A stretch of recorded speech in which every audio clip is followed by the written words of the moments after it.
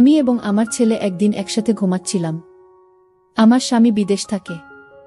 আমার শরীরটা খুব খারাপ হওয়ায় আমি আমার ছেলেকে আমার সাথে ঘুমানোর কথা বলি। কিন্তু হঠাৎ একদিন রাতে যখন আমি ছেলের সাথে ঘুমালাম, তখন আমি অর্ধেক ঘুমের মধ্যে আছি এমন অনুভব করলাম। কেউ আমার সাথে বাজে কিছু করার চেষ্টা করছে। ঠিক সেই মুহূর্তে আমার ঘুম ভেঙে যায়। আর ঘুম ভেঙে আমি দেখলাম আমার ছেলে পাগলের মতো কি যেন করতে চাইছে।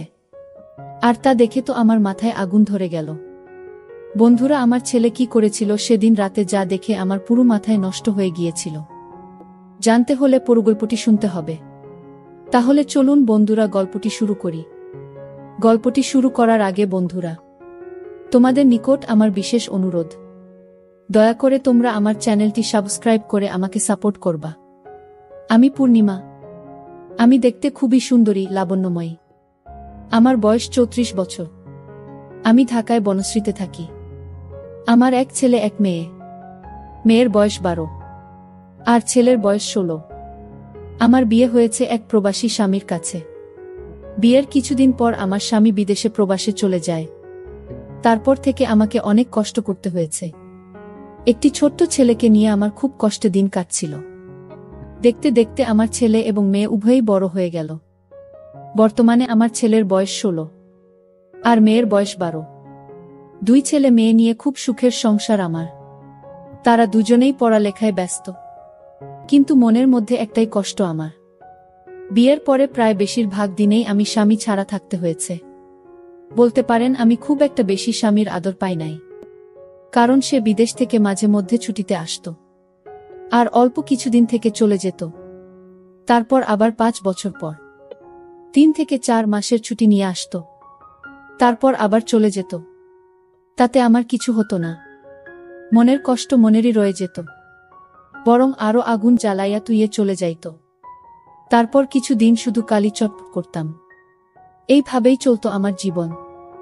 তাই বলছি বন্ধুরা, স্বামীর আদর আমার জীবনে খুব কমই পাইতাম।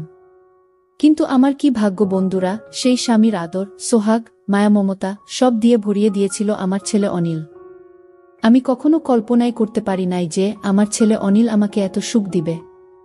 বন্ধুরা, আমার ছেলে অনিল, সে ক্লাস এসএসসিতে পড়তেছে। দেখতে খুব সুন্দর শান্তর, আমার মতোই হয়েছে। আমার ছেলেও হ্যান্ডসাম, অনেক স্মার্ট। যে কোনো মেয়ে দেখলেই আমার ছেলের প্রেমে পড়ে যায়। আমি আমার ছেলের প্রতি অনেক যত্ন নিতাম, মানে অনেক ভালোবাসতাম আমার ছেলেকে। সবসময় আমার ছেলের সাথে আমি ফ্রি থাকার চেষ্টা করতাম। আমার ছেলের সাথে আমি বন্ধুর মতো সব সময় আচরণ করতাম। বন্ধুরা, একদিন রাতের ঘটনা। আমার ছেলে ওয়াশরুমে গিয়েছিল। ওয়াশরুম থেকে বের হতে একটু দেরি হচ্ছিল। হঠাৎ করে আমার ছেলের মোবাইলে একটি মেসেজ চলে আসলো। মেসেজটি দেখে আমি খুব হিমশিম খেয়ে গেলাম। মেসেজটা খুব বিশ্রী ভাষায় লেখা ছিল। তবে বন্ধুরা, এইটুকু বুঝতে পারছি যে মেয়েটি আমার ছেলেকে মেসেজটা দিয়েছে, সে নিশ্চয় আমার ছেলের খুব পরিচিত এবং সে আর আমার ছেলের মধ্যে নিশ্চয় খারাপ কোনো সম্পর্ক আছে। প্রকৃতপক্ষে মেসেজটি দেখে আমার মন খারাপ হয়ে গেল। মেসেজটি দেখে আমি মনে মনে ভাবলাম, কে এই মেয়ে? তাহলে কি আমার ছেলে এই মেয়ের সাথে সম্পর্কে জড়িয়ে গেল? আমার ছেলে কি তাহলে নষ্ট হয়ে গেল? যদি তাদের মধ্যে এরকম ধরনের সম্পর্ক নাই থাকে, তাহলে কেনই বা এই মেয়েটি এরকম বিশ্রী মেসেজ দিবে? মেসেজটি দেখে আমার মনটা খারাপ হয়ে গেল। মনে মনে ভাবলাম, তাহলে আমার ছেলেকে কি আমি জিজ্ঞেস করব মেয়েটিকে? কিছুক্ষণ ভেবে তারপর ভাবলাম, যদি আমি আমার ছেলেকে জিজ্ঞেস করি, তাহলে সে হয়তো কষ্ট পাবে না। আমাকে বিকল্প চিন্তা ভাবনা করতে হবে। যেভাবেই হোক এই মেয়ের কাছ থেকে আমার ছেলেকে বাঁচাতে হবে। তা না হলে আমার ছেলের পড়ালেখা সহ আমার ছেলের ভবিষ্যৎ একেবারেই শেষ। পরের দিন আমার ছেলে স্কুলে যাবে। ছেলের পেছন পেছন আমিও গেলাম। কিন্তু আমার ছেলেকে বুঝতে দিলাম না যে আমি তাকে ফলো করছি। স্কুলে যাওয়ার কথা বলে আমার ছেলে দেখলাম স্কুলে না গিয়ে সে অন্যদিকে যাচ্ছে। আমি ওর পিছন পিছন ছুটলাম। কিছুক্ষণ যাওয়ার পর দেখলাম একটা মেয়ে আমার ছেলের জন্য দাঁড়িয়ে রয়েছে। আমার ছেলেও তার কাছে চলে গেল এবং তারা সেখান থেকে অন্য কোনো এক জায়গা চলে যাচ্ছে। আমি তাদের পিছন পিছন গেলাম। যাওয়ার পর দেখলাম তারা এমন এক জায়গায় গেল যেখানে মানুষ সচরাচর যায় না। একেবারে নির্জন জায়গা। খুব কম মানুষই সেখানে যায়। আমার আর বুঝতে বাকি রইল না। আমার ছেলে নষ্ট পথে চলে যাচ্ছে, যে পথ মোটেও তার ভবিষ্যতের জন্য ভালো না। তারপরেও তারা সেই নির্জন জায়গায় কি করে, তা জানার জন্য এবং তা নিজের চোখে দেখার জন্য চুপি চুপি সেখানে গেলাম। আমি দেখতে পেলাম তারা জঙ্গলে একটি খুঁড়ে ঘরের ভিতরে প্রবেশ করছে, তাও আবার ভাঙ্গা। মনে হচ্ছে অনেক দিনের পুরনো। চোখের পলকেই তারা দুজন সেখানে ঢুকে গেল। আমিও চুপি চুপি তাদের পিছনে গেলাম। ভাবলাম আজকে তাদেরকে হাতে নাতে ধরবা। তারা ঘরে প্রবেশ করার পর আমি চুপি চুপি করে সেই ঘরের জানালার পাশে গেলাম। তারপর আমি সেই খুঁড়ে ঘরের জানালার পাশ দিকে একটু উকি দিলাম। জানালা দিয়ে উকি দিতেই যা দেখলাম তাকে আমার দু চোখ মুজে গেল। অনেক কষ্ট করে তাকালাম। দেখলাম আমার ছেলে এবং সেই মেয়েটার কি রোমান্টিক দৃশ্য। মনে হচ্ছে তারা যেন নতুন কোনো দুনিয়ায় হারিয়ে গেছে। তারপরেও আমি কিছুক্ষণ তাদের দৃশ্য দেখলাম। সেই সাথে আমার চোখ চলে গেল আমার ছেলেই সেই ইন্টারেস্টিং জায়গায়। আমার ছেলেরটা দেখে তো আমি পুরাই অবাক। ছেলেরটা এত নাদচ নুদুচ হলো কি করে? দৃশ্যটা দেখার পর ভাবলাম, এখন আমি আমার ছেলে আর এই মেয়েটাকে হাতে নাতে ধরব। কিন্তু আমার মনের মধ্যে বাধা পড়ে যায় যে এই মুহূর্তে যদি আমি তাদের ধরতে যাই, তাহলে দুর্ঘটনা পড়ে যেতে পারি। দৃষ্টি কিছুক্ষণ দেখার পর আমি তাদেরকে সেখানে কিছু না বলে বাসায় চলে আসলাম। তবে দৃশ্যটি দেখার পর বারবার তাদের সুন্দর দৃশ্য চোখের মধ্যে ভাসতেছে। আমি খুব চিন্তায় পড়ে গেলাম। মনে মনে ভাবতে লাগলাম কি করা যায়। আর এইসব যদি তার বাবা শোনে তাহলে আমার সাথে অনেক ঝগড়া করবে, রাগারাগি করবে এবং কি আমাকে মারধরও করতে পারে। ছেলেকে এইসব কারাপি থেকে রক্ষা করার দায়িত্ব আমার। ছেলের এইসব দেখে মনে মনে সিদ্ধান্ত নিলাম, আজকে ছেলে বাসায় ফিরলে একটা ব্যবস্থা করব। মনে মনে এও ভাবতে লাগলাম কি ব্যবস্থা করব, কি করা যায়। এসব বিষয় তো আবার কারো কাছে শেয়ার করা যায় না। অনেকক্ষণ ভাবতে ভাবতে মাথায় একটা আইডিয়া এলো, আর এই আইডিয়াটাকেই কাজে লাগানোর চেষ্টা করলাম। প্রায় সন্ধ্যা বেলা আমার ছেলে স্কুল থেকে বাড়ি ফিরল। আমি বললাম, বাবা অনিল, তোমার স্কুল থেকে আসতে এত দেরি হলো কেন? অনিল বলল, মা স্কুল শেষে প্রাইভেট পড়ছিলাম, তাই আমার আসতে একটু দেরি হয়ে গেল। ছেলের এমন গোছানো মিথ্যা কথা শুনে আমি অবাক হয়ে গেলাম।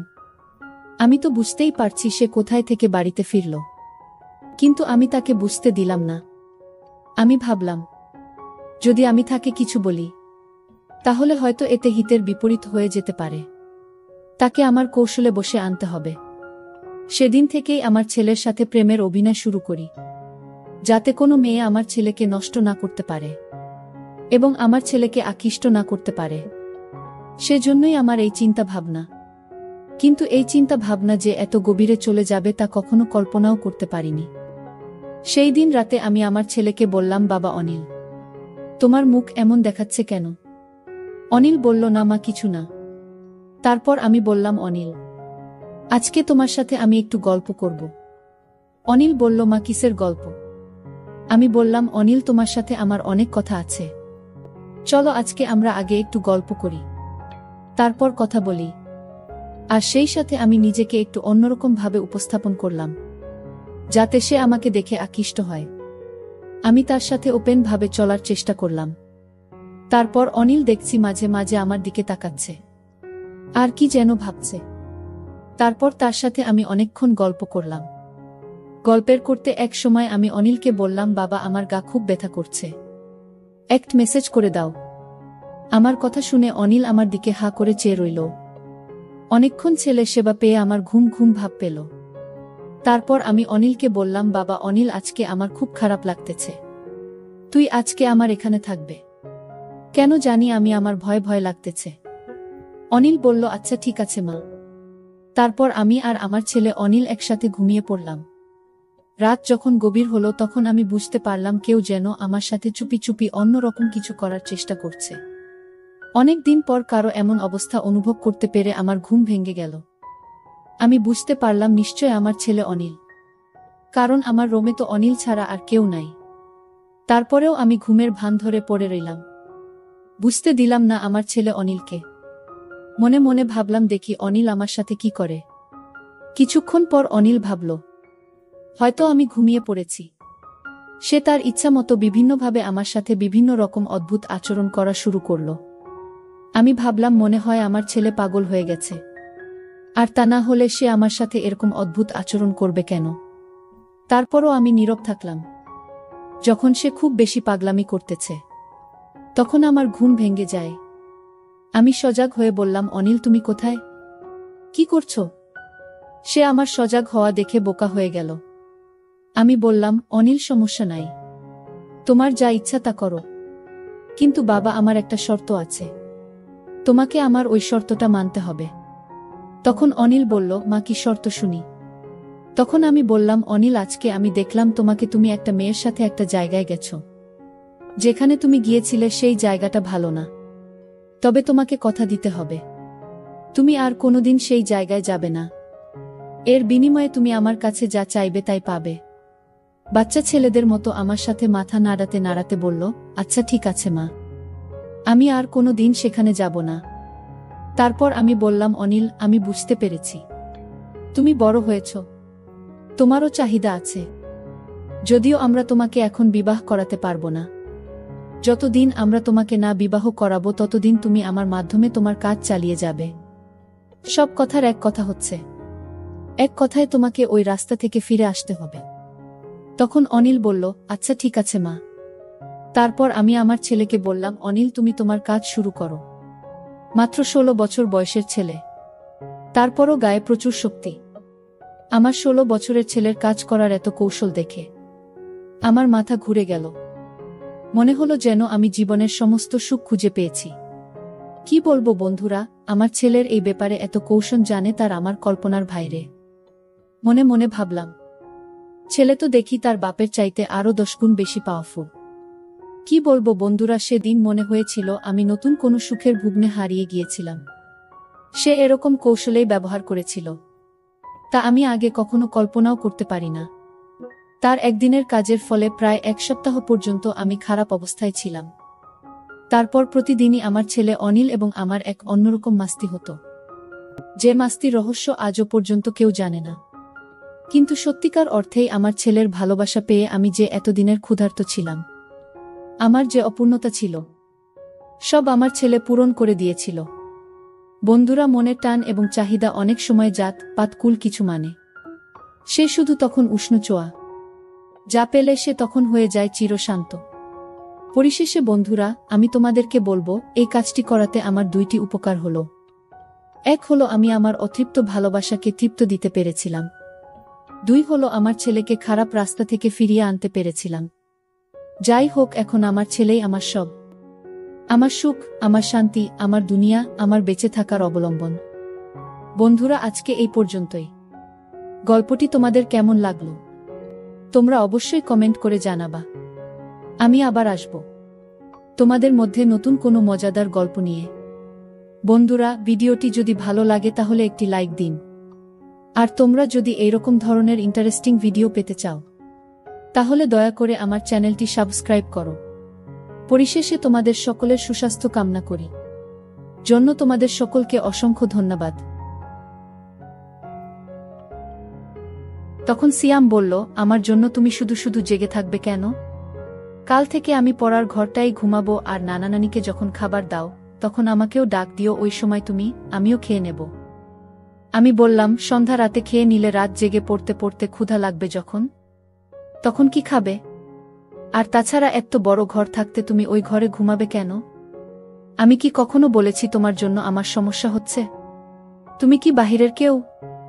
তুমি তো আমাদের নিজেদের মানুষ, তোমার জন্য এইটুকু করতে পারবো না? সিয়াম বলল, ঠিক আছে মামি, অনেক রাত হয়েছে, এবার ঘুমাও, এই ব্যাপারে সকালে তোমার সাথে আলাপ করব। এটা বলেই সিয়াম সোজা তার বিছায় গিয়ে শুয়ে পড়ল, আর আমিও আমার রুমে চলে আসলাম। তবে আর যাই হোক, আজ প্রথম সিয়াম আমার সাথে এত কথা বলেছে, কিন্তু একবারও আমার চোখের দিকে তাকায়নি। এখন সকাল 8টা, সিয়াম এখনো ঘুম থেকে ওঠেনি। কাল অনেক রাতে ঘুমিয়েছে, তাই একটু বেশি ঘুমাচ্ছে। এমনিতে প্রতিদিন সকাল 6টার সময় ঘুম থেকে উঠে উঠোনে হাঁটাহাঁটি করে। সিয়ামকে কখনো সকালে পড়তে দেখিনি। সিয়ামকে ডাক দিতে হবে কারণ 10টায় ক্লাস আছে। তাই সিয়ামকে ডাক দিলাম। সিয়াম, সিয়াম ওঠো, 8টা বাজে, কলেজে যাবে না? সিয়াম বলল, কয়টা বাজে? 8টা। 8টা বাজে বলতেই লাফিয়ে উঠল। তারপর গোসল করতে গেল। মিনিট 10 মধ্যে গোসল শেষ করে নাস্তা খেয়ে সোজা কলেজে চলে গেল। এরপর ঠিক 2টার সময় কলেজের ক্লাস শেষ করে বাসায় ফিরল। মাঝে মধ্যে অবশ্য 12টা-1টার দিকেও চলে আসে। পড়ার ঘরে বই খাতা রেখে গোসলখানায় হাত মুখ ধৌত করতে গেল। এদিকে আমি খাবার নিয়ে বসে আছি। সিয়াম ঘরে আসলো। তারপর আমার দুজনে একসাথে দুপুরের খাবার খেলাম। খাবার খাওয়ার সময় কোনো কথা হলো না। শুধু জিজ্ঞেস করেছিলাম কলেজে ঠিকমতো ক্লাস হয় কিনা। বাচ্চা ছেলের মতো মাথা নেড়ে শুধু বলেছিল হ্যাঁ, শুধু এইটুকুই। খাবার খেয়ে সিয়াম তার পড়ার ঘরে গিয়ে শুয়ে রইল। সিয়াম অবশ্য দিনের বেলা ওই ঘরটায় ঘুমায়। সন্ধ্যা হয়ে গেল। সিয়াম ঘুম থেকে উঠছে না।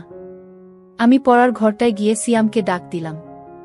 আমার ডাক শুনে ঘুম থেকে উঠে বিছানায় বসল। আমার দিকে তাকিয়ে বলল, কি হয়েছে? ডাকছ কেন মামি? আমি বললাম, না কিছু না। সন্ধ্যা হয়ে গেল, তুমি এখনো ঘুমাচ্ছ, পড়তে বসবে না? সিয়াম বলল, সন্ধ্যা হয়ে গেছে নাকি? দেখি কয়টা বাজে। সিয়াম পড়ার টেবিলে রাখা তার হাত ঘড়িটায় টাইম দেখে গোসলখানায় হাত মুখ ধৌত করার জন্য চলে গেল। আমি তার পড়ার ঘরটাই বসে রইলাম। হাত মুখ ধৌত করে সিয়াম পড়ার ঘরে আসলো। আমার দিকে তাকিয়ে বলল, তুমি এখনো এখানে কি করো? রান্নার কাজ শেষ? আমি বললাম, সেই কখন শেষ করেছি। কেন, ক্ষুধা লাগছে নাকি? সিয়াম বলল, আরে না, কি যে বলো, এই সন্ধ্যার সময় ক্ষুধা লাগে নাকি? তবে চা হলে ভালো হতো। আমি বললাম, চা পাতা মনে হয় ঘরে নেই। কাল থেকে তোমাকে চা করে দেব, ঠিক আছে? সিয়াম বলল, ঠিক আছে।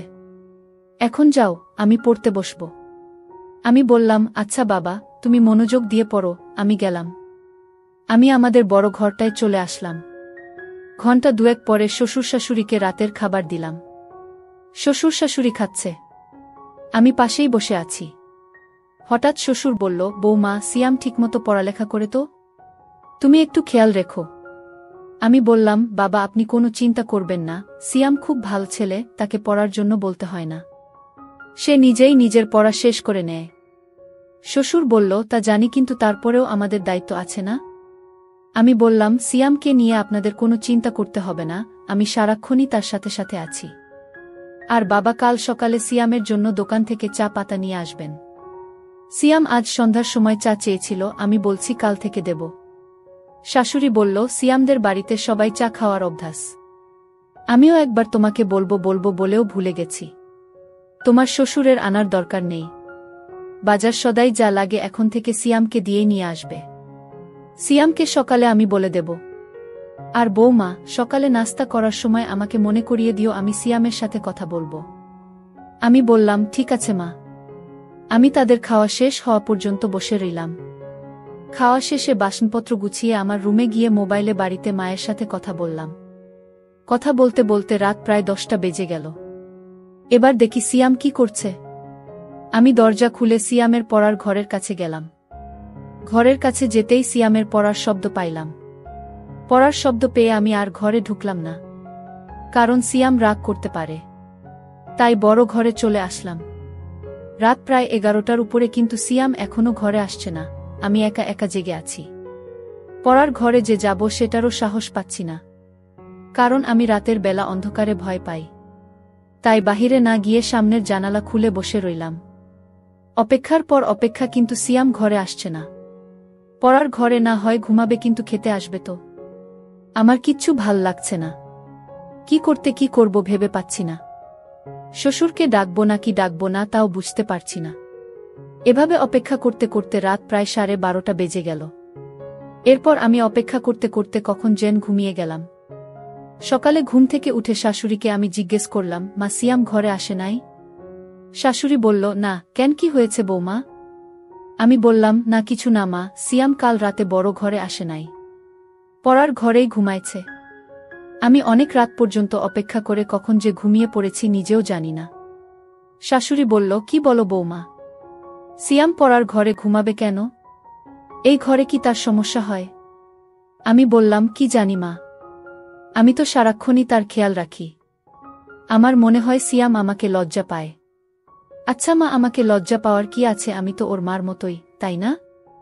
শাশুড়ি আমাকে বলল, সিয়ামকে ডাকো। সে তোমাকে লজ্জা পাবে কেন? তুমি তো তাকে অনেক খাতির যত্ন করছো, সেটা তো আমি নিজেই দেখছি। তাহলে সে এমন করবে কেন? এটা তো ঠিক না। সে এখানে লেখাপড়া করবে, যখন যা লাগবে তোমাকে বলবে, তুমি না দিলে আমাদের বলবে। আর তুমি তো আমার লক্ষ্মী বৌমা, কত সুন্দর করে সংসার